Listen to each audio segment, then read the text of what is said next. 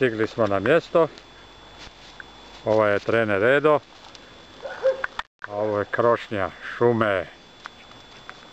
Snimit ćemo film po šumama i gorama. Livadama. Gore je Veli vrh, moje trkačko mjesto. Dođi. Pored.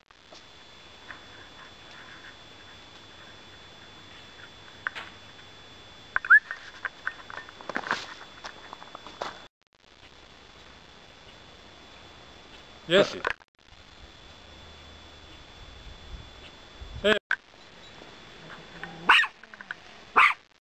Vrše se pripreme. Tu imam klub i onda to mora biti znaš, sve to može, a na kraju mora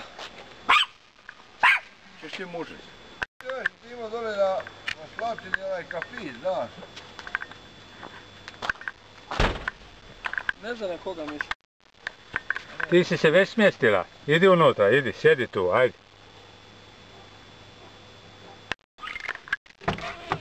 Čekaj. Neće još, čekaj. Akse. Čekaj. Što ti njega pali? I ja stavim ruku i onda on...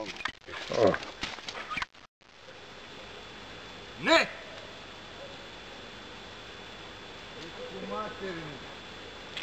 Sjedi! Uz!